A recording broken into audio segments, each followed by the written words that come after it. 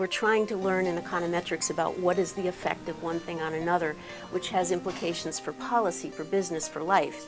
And it's very easy to run fancy-looking statistical procedures and get numbers and claim that they're telling us those effects when they're really not.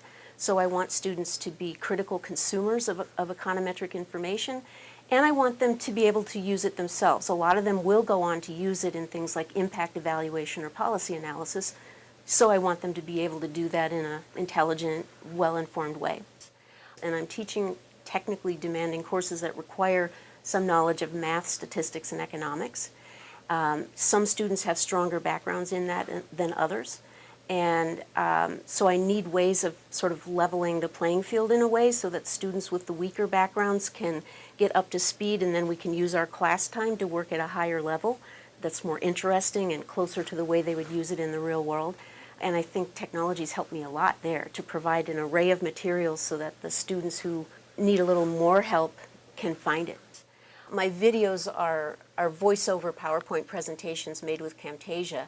And I also post the slides that I used for the video. You know, students can sort of see what the content of the video is, and they might be able to get the content they need from that. So we can substitute the probability of y being equal to 1.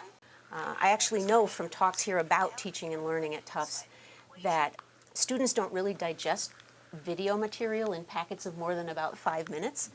So what I especially like is that I'm able to introduce quiz questions. I call them break questions that break the video up.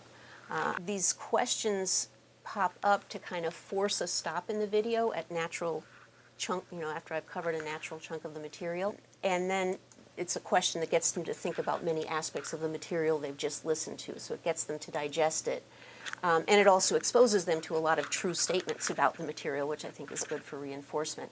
My other class, where I flipped the development economics class, being able to have them prepare for each class and be up to speed on the basics has allowed me to really pretty radically change the way I use classes so that I have very little lecture time, straight lecture, and we do more interactive activities. They might work on problems in groups and then we talk about them together and I kind of tie it into policy issues.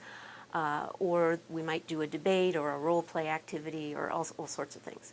So I feel that the burden is on me to give them very specific and narrow instructions, you know, sort of keep it to the essential.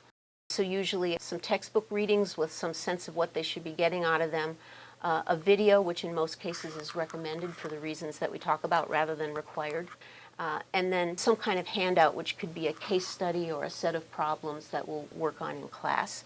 And then just a single online multiple choice question that they need to answer before class on the day's preparation materials. The package of being really specific about how to prepare for class and that little quiz question to hold them accountable, I think made a world of difference, because the first time I did this, after one of these classes, I left feeling that the students had come into the class understanding the graphs better than they had left the class in the past.